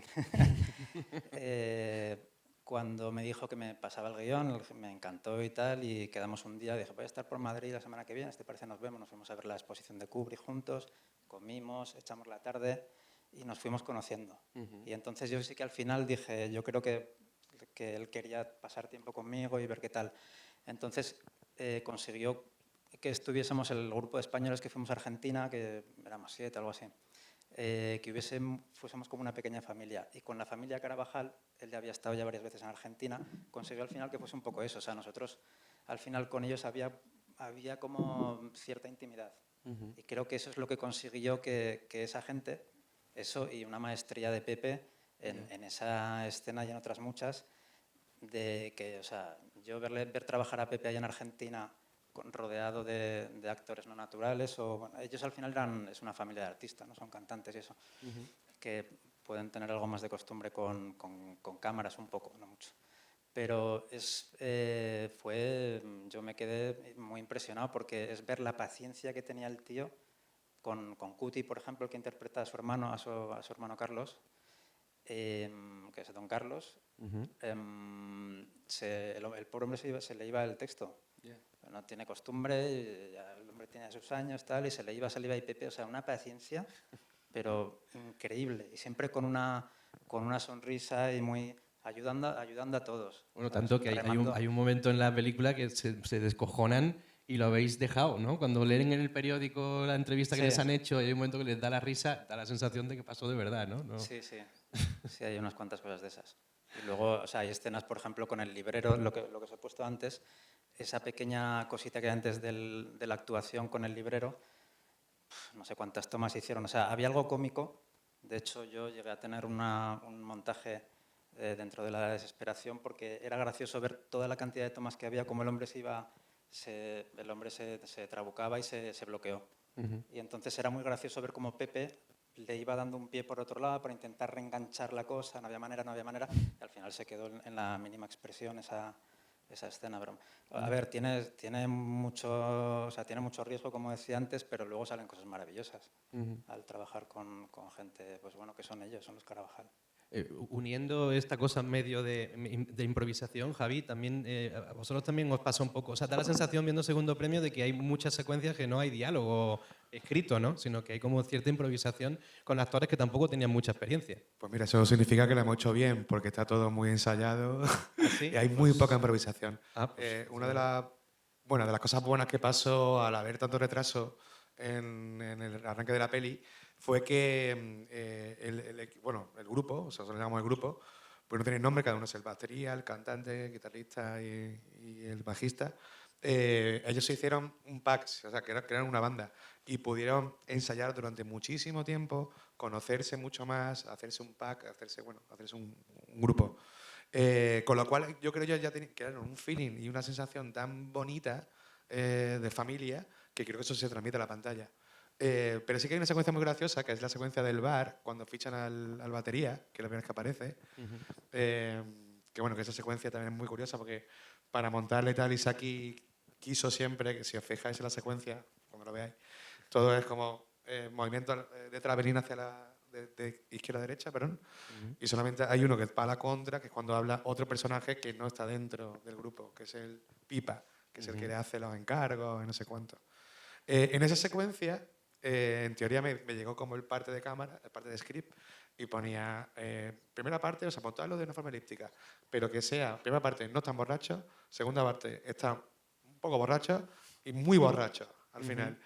Y se emborracharon, de verdad. Que fue lo divertido, que también es muy rock and roll, ¿no? Es muy de la banda, ¿no? O sea, como que lo rodaron de noche, acabaron a las 6 de la mañana tomándose whisky y gin tonic, pero lo hacían tan bien que no parecían borrachos. O sea, me dijeron, no, la última toma, hablé con algún actor, íbamos muy pedos. Digo, pues no se nota, la verdad. Estaba muy...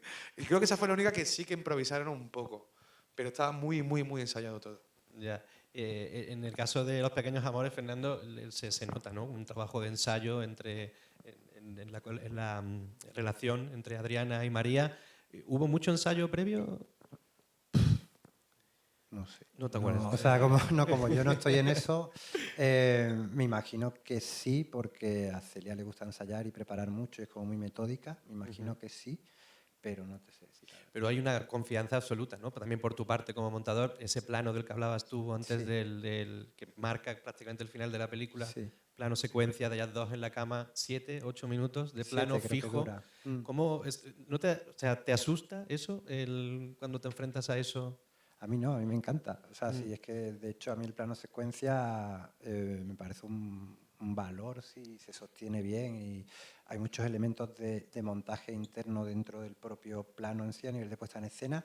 Y luego también, no recuerdo cuántas tomas había, hay mucho Tetris ahí también. Sí. O sea, hay Tetris de audios de otras tomas, hay Tetris de pequeñas cositas. No porque no esté bien. Sí, no que porque coges no el esté audio bien. de otra toma y la pones en boca, ¿no? Digo, para explicarle a la gente que no. Sí, o sea, digamos, resincronizar audio de otra toma en esa, como al final tienes un plano secuencia, pero, o yo por lo menos lo entiendo así, tienes que hacer como the best of, ¿no? O sea, como con lo mejor.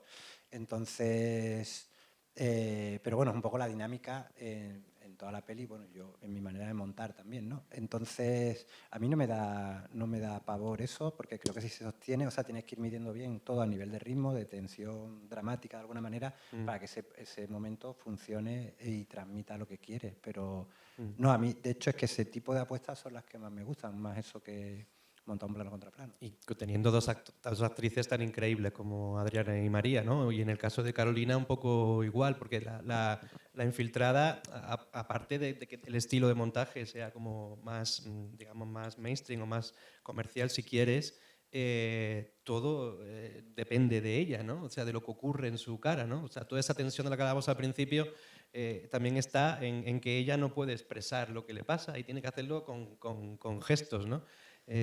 ¿Fue complicado contar todo eso? Bueno, no fue complicado porque Carolina es impresionante y es increíble. Y yo creo que con Arantxa tiene una telepatía prodigiosa, ¿no? Pero yo creo que en el caso contrario, lo que justo hablábamos cuando empezaste con esto de los actores, el caso de La Infiltrada es todo lo contrario, porque no podíamos huirnos de Carolina, o sea, no se podía salir. De hecho, toda la propuesta era no hacerlo, ¿no? O sea, incluso tenías que estar tanto tiempo sobre ella para ver hasta qué punto podías notar que podía fingir o lo que se le pasaba por la cabeza, ¿no? Que eso además Carolina lo hace excelentemente bien. De hecho, a la contra, nos pesaban mucho las secuencias en las que ella no estaba, que realmente son las que menos. Pero se buscó que no separarnos de Carolina en ningún momento. Esa era la propuesta, era completamente lo contrario. Sí, es que a eso me refiero. O sea, yo monté a Carolina en Hasta el cielo y nos pasaba que cuando nos íbamos de ella nos importaba un carajo la película. O sea, me pasaba a mí. Era como... Pero claro, ella no era la protagonista de la peli, ya me hubiera gustado. Ya que hablamos de interpretación y hablamos del reparto de La Infiltrada, vemos si queréis el clip que ha preparado Vicky, pues nos lo está echando el tiempo encima y nos cuentas, ¿vale? Clip de La Infiltrada, por favor. Vamos, Andrea, que ya ha acabado tu turno. Vete a casa, anda.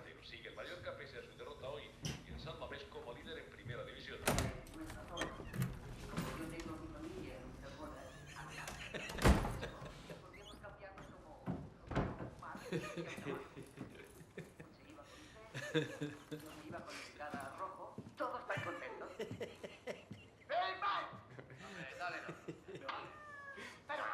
que la es una broma. Dale otra hostia, joder. El bigote es este como se llama, joder, que me suena mucho. Me suena mucho. Te vas a ganar otra hostia, mamón. Oye, no, de verdad. Joder, mi libro de euskera. ¿De verdad habéis visto cómo está todo? Hola. Sal del medio, joder. ¿Vas aquí en tu Arantxa? Sí, ¿qué haces? Ay, ¿ahora me escucháis? Enciéndelo. No, no lo enciendo, hay que limpiar. Ya limpiaré cuando me saque de los cojones. Ahora Venga, es el enciéndelo. momento. No, no Enciéndelo. es el momento de limpiar. Bueno, pues mira, tu gato con el... ¡Ni se te ocurra tocarlo! ¡Ni se te ocurra tocarlo, puto maqueto de mierda! ¿Cómo? ¿Qué me has llamado? ¡Puto maqueto de mierda! ¿Qué me has llamado? ¿Qué me has llamado?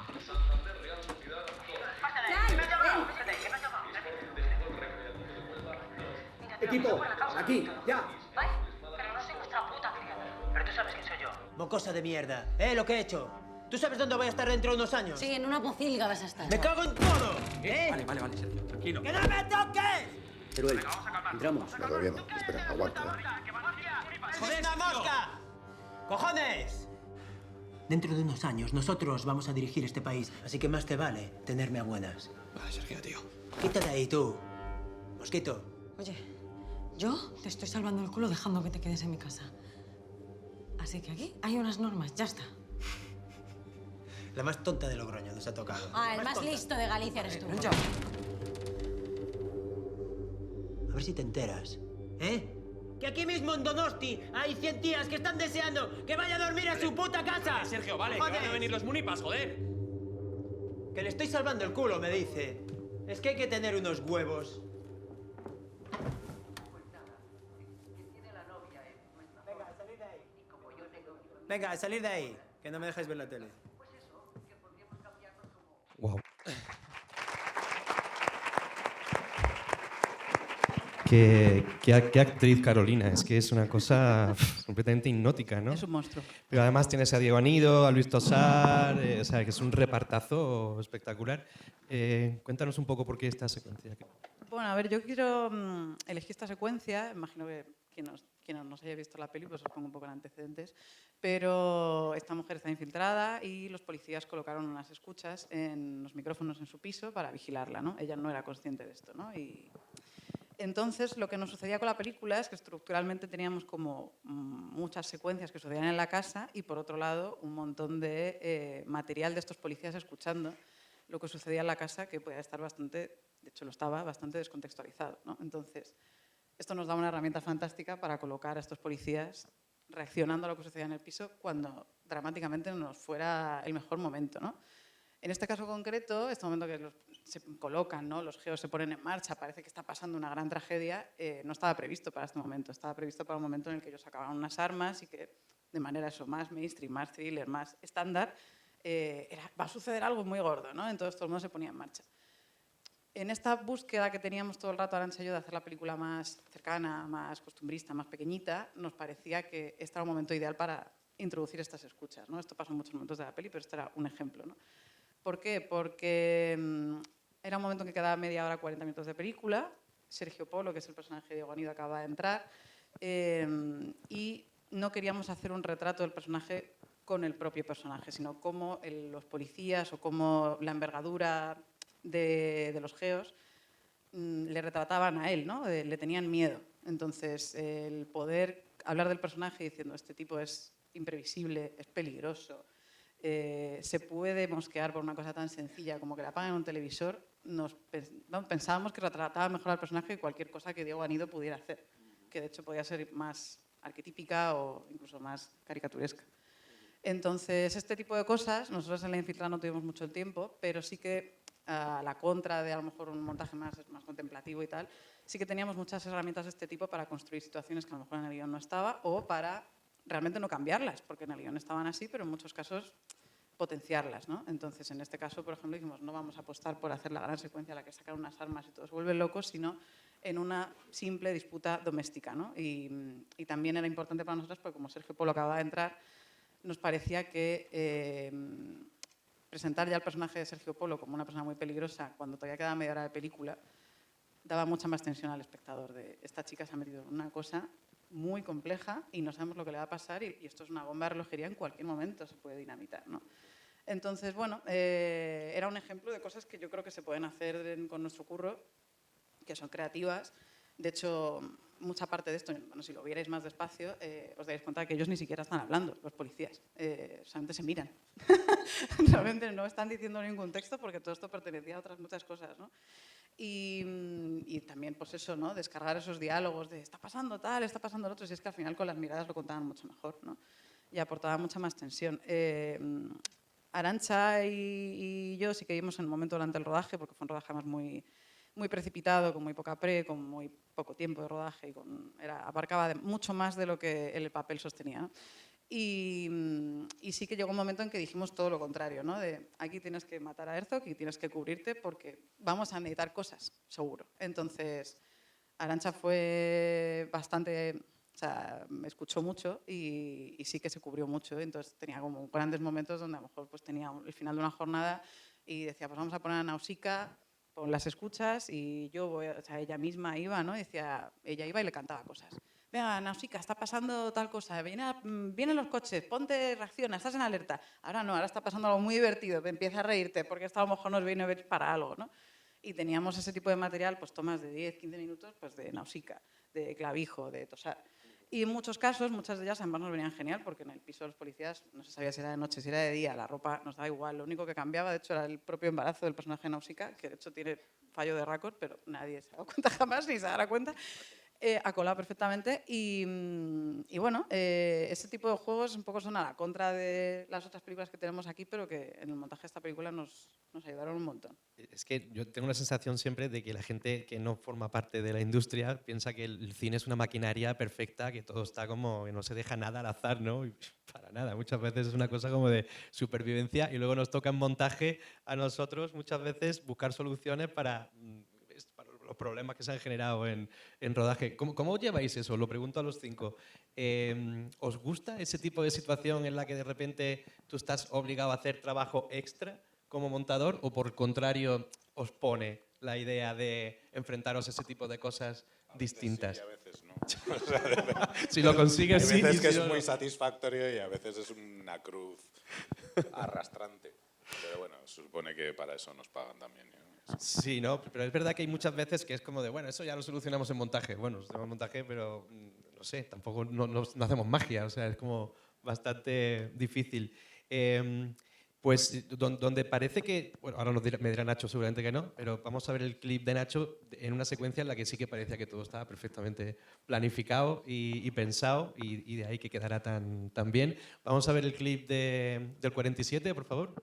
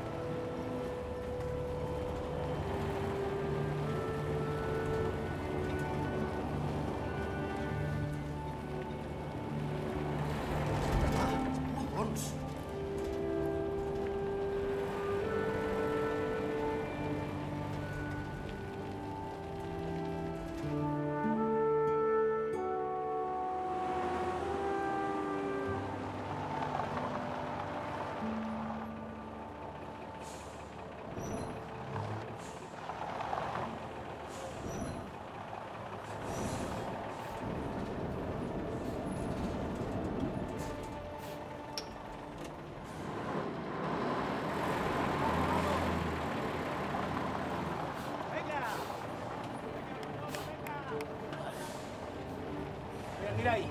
Mira. No, dame el tope. Dame el tope ahí. 2 metros, mira. Vale. Tira. ¿Ves? Mira. Vamos, venga. Vale. ¡Vamos, Manolo! Venga. Dale. Gira, ara. ¡Puedes! Venga, que ya está, venga.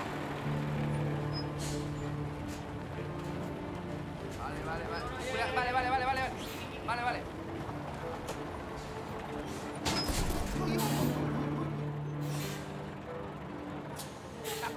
Taparme el agujero, tápalo. Coge la madera. Tapa el agujero. Esto es justo para que curate, ¿eh?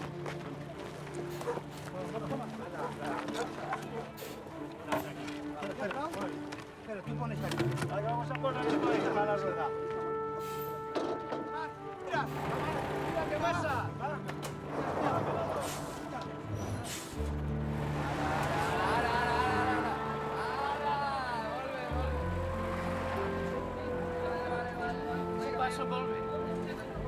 Venga, subid. Todos para arriba.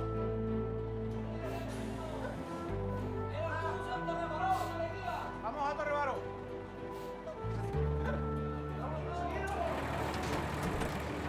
Vamos.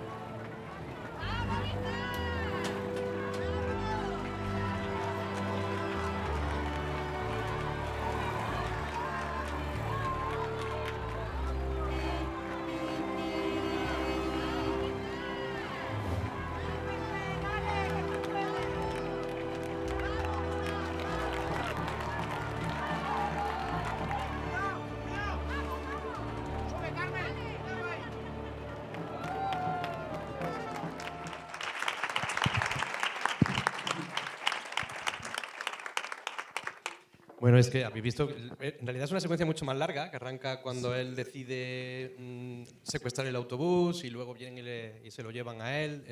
Digamos que es el clímax de la peli, ¿no? Sí, la verdad que cuando me pedisteis una secuencia, yo un poco peté porque nunca sé muy bien, me cuesta mucho trabajo decir una secuencia en este sentido, en la medida en que es un poco como un relatillo así clásico, casi pues si fuera la guerra de Troya sería la entrada del caballo, entiendo, estas cosas. Entonces no se me ocurrió otra, porque a mí en realidad igual de montaje un poco me interesa más la parte burocrática y tal, pero eso no tiene un sentido en secuencia, que eso también es otra cosa un poco de decir que realmente elegir una secuencia que define una película siempre tiene un componente como muy torpe, ¿no? Que está bien decirlo porque hay que saberlo, ¿no? Bueno, está ahí esta secuencia pues es muy elaborada de rodaje, porque tiene mucha imagen robada, porque esto parece como se planifica, pero luego hay gente, hay mucho apoyo de VFX, porque realmente pues es complicado. Entonces, no sé, me parecía como simbólica, sobre todo en el sentido de que es como Man with a Mission, que también es un género de cine, el actor ya coge y hace lo que sabe hacer, mata indios o secuestra autobuses o lo que... Claro, que es una de estas cosas que muchas veces la duración de las secuencias también tienen que ver con la expectativa que se generan en torno a ella, ¿no? O sea, que esto es algo que llevas vendiendo desde el principio de la peli. Luego la duración te puedes permitir que sea un poco más larga también. Sí, bueno, aislado además es una secuencia que yo... Siempre es un poco difícil ver algo que has hecho tú porque te pone incómodo, pero es un poco exasperante de medida porque porque realmente dentro de la película tiene el sentido de que se suspende un poco de más, a ver si llega, si no llega. Chico, no sé, me he elegido esto igual. Pues igual me equivoco. Está muy bien, ¿no? Es que además representa lo que habíamos hablado antes, ¿no? De que es un estilo como muy libre de cámara y que, bueno, que también como montador tienes que estar pendiente de respetar ese estilo y no perder a los personajes. Es complejo. Bueno, sí, toda la peli combina una cosa que es como sucia y luego plantada, que llamo yo, ¿no? Que es como personajes sentados, estas cosas. A mí eso me encanta, ¿no? Pero bueno, sí es un poco el estilo de Marcel. Bueno, pues como hablamos tanto, pues se nos va acabando un poco el tiempo y todavía nos queda un clip, así que vamos a acabar con un poco de rock and roll y vamos a ver el videoclip, la secuencia que ha elegido. Perdón, es que no es un videoclip. Ha molado un mogollón. Boicot total de mi hermano, tremendo. Se lo diré a mamá luego, se lo diré a mamá. Segundo premio. Bueno, ya sabéis, para que os nominen al Goya a Mejor Montaje, hacer algo en 4:3, tío, que parece que está como de moda, ¿no? O sea, es como... La prestigio. Porque la atención está más clara, ¿no? Javi. Sí, totalmente. Bueno, no sé, yo cogí esta secuencia como ejemplo de que, bueno, resume varias cosas de la peli, obviamente. Sobre todo lo principal, creo que, bueno, la gracia también es que esta canción que hemos escuchado, que se llama Pan, que es una canción del segundo disco de Los Planetas, este es un tema que nunca tocaron en directo. O sea, nunca lo han tocado. Y fue como un chiste que nos parecía como muy divertido, que el único concierto que se viese de la banda, de verdad, es con la canción que nunca han tocado ellos. Pero bueno, es una cosa así como chascarrillo. Pero sí que esta secuencia creo que reúne, bueno, toda la que Isaki quería y lo que desde pronto también se quería, que era ese valor de producción de ellos tocando en directo. Porque todas las canciones que se escuchan en la película, todas son en directo. Eso esta también. Porque no nos gustaba, o nos gusta mucho, mejor dicho, o nos molesta también en otras películas cuando la ves, que esto es un tipo que está tocando la guitarra, el plano sube para arriba y no ve la guitarra. Aquí sí, aquí ves que ellos están tocando los instrumentos continuamente, porque son ellos los que están haciéndolo, ¿no? Y luego también tiene esa cosa como fantástica, también de cine fantástico, que nos gustaba mucho, con ese solo de guitarra del guitarrista, que era un terremoto, ¿no? Dentro del recinto. Sí, se me dio la olla. ¿Quieres algo? Ah, vale. Sí, lo que estoy dispuesto a hablar, pero claro, no sé qué me estoy... Bueno, sí, no sé, creo que esta secuencia es muy vistosa, esta es la que tiene más cortes, de hecho, porque obviamente no todas las secuencias son así, hay otras secuencias musicales que están en solo plano, etcétera. Pero creo que, bueno, sí, que era una secuencia como bastante llamativa, ¿no? Por así decirlo. Sí, hemos llegado casi al final con un espíritu rock and rollero muy divertido. Vamos a pasar a ¿sabéis? Para que os nominen al Goya a Mejor Montaje, vayáis 4:3, tío, preguntando si queréis, pero antes me gustaría que hiciéramos un momento de terapia. La atención está más clara. Si queréis, o sea, si no queréis, no. No, sí, totalmente. por si queréis. Bueno, no sé, yo cogí quería preguntaros por como momentos de la película que odiéis y que se han quedado en el montaje. Varias cosas de la peli, si queréis hablar de sobre todo lo principal, creo que lo típico de esto, la gracia también es lo que esta peleé canción y al que final hemos ahí se ha escuchado, quedado. No pasa nada porque, o sea, las 5 películas han triunfado. Este es un tema que ningún nunca tocaron en productor directo. os va a echar la bronca ni nada porque lo que van a pensar es, no, tenía yo razón, por eso ha funcionado, porque se ha quedado justamente esa secuencia. Es con la canción que nunca han ¿No tocado queréis, ellos. no queréis decir nada? Cosas así como de chascarrillo.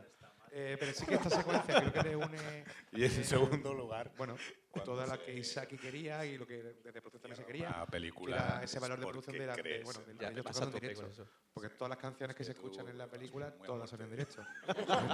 Estoy buscando el titular, Nacho. Te voy a decir que la última vez que tuve esta entrevista contigo, hiciste algún comentario que yo me quedé, que era por Zoom, porque eran movidas estas de pues no se podía quedar.